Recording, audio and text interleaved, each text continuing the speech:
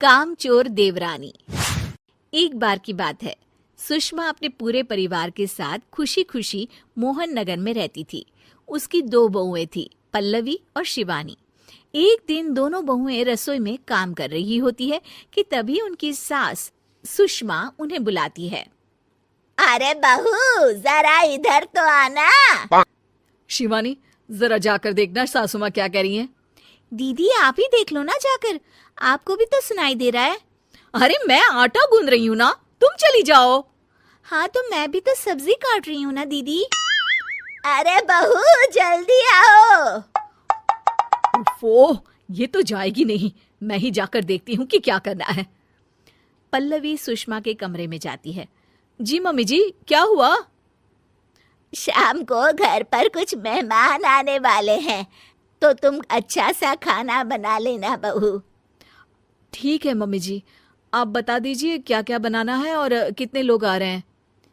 सुनील की मौसी जी और उनका पूरा परिवार आ रहा है। कुल मिलाकर 3 लोग और हमें मिलाकर हुए 9 लोग।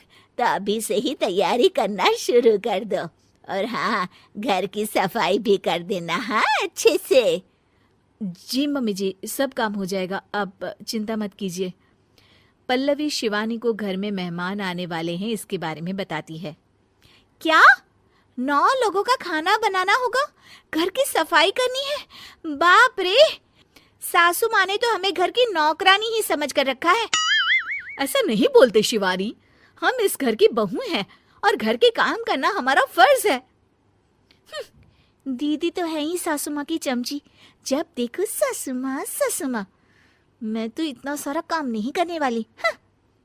शिवानी कपड़े लेकर गमला साफ कर रही होती है और चक्कर आने का नाटक करने लगती है। मेरा सर चकरा रहा है। तभी वहां पल्लवी और सासू माँ जाते हैं। अरे बहू, क्या हो गया तुम्हें? मम्मी जी, बहुत तेज सर में दर्द हो रहा है। तुम एक काम करो शिवानी, आराम कर लो। नहीं नहीं दीदी, घर में मेहमान आने वाले हैं, मुझे आपकी मदद करनी चाहिए। अरे कोई बात नहीं शिवानी, तुम आराम कर लो, मैं सब काम कर लूंगी।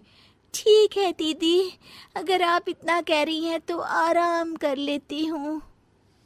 शिवानी आराम से अपने कमरे में मैगजीन पढ़ रही होती है। इसे कहते हैं आराम की जिंदगी। इतना सारा काम। चलो सारा काम खत्म हो गया, शिवानी को देख आती हूँ। शिवानी अपने कमरे में ईयरफोन में गाने सुनते सुनते सो जाती है और उसके साइड में मैगजीन भी रखी होती है। पल्लवी वहां आ जाती है और वो सब देखती है। ओहो, तो मतलब सब काम चोरी का बहाना था। अभी बताती हूँ इसको। घर का सारा काम मुझे करना पड़ा और ये महारानी यहाँ मैगजीन पढ़ रही है, गाने सुन रही है। पल्लवी रसोई से एक प्लेट और चम्मच लेकर आती है और शिवानी को थाली बजाकर उठाने लगती है। शिवानी अचानक से उठती है। उठ गई महारानी, गाने भी सुन लिए, मैगजीन भी पढ़ ली। तुम तो बहुत बड़ी झूठी निकली शिवानी।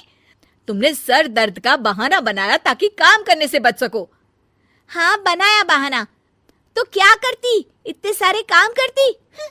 मुझे कोई शौक नहीं है चापलूसी का। क्या चापलूसी? तुम्हें लगता है कि मैं सारे काम चापलूसी के लिए कर रही हूँ?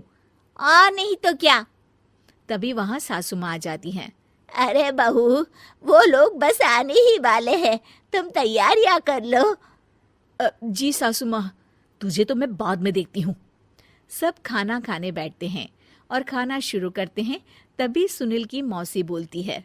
वाह भाई वाह, खाना तो बहुत ही अच्छा बना है सुषमा जी, एक एक चीज में क्या स्वाद है। ये सुनकर शिवानी मुंह बना लेती है। उसे अपनी जेठानी की इतनी तारीफ रास नहीं आती। आपकी बहुएं तो बहुत ही अच्छा खाना बनाती हैं। हाँ बनाती तो दोनों ही अच्छा है, पर आज ना ये सारा खाना बड़ी बहू ने बनाया है। छोटी बहू की तबीयत ठीक नहीं थी, सो इसलिए। मानना पड़ेगा सुषमा जी, आपकी बड़ी बहू तो बहुत ही गुणवान है। पल्लवी की तारीफ सुनकर शिवानी को जलन होती है। पल्लवी ये सुनकर खुश हो जाती है और शिवानी की तरफ देखकर उसे चिढ़ाती है। कुछ देर बाद मेहमानों के जाने का वक्त हो जाता है। मौसी जी सबके लिए उपहार लाई होती है। वो सबको शगुन के पैसे देती हैं और अंत में पल्लवी के पास आती है।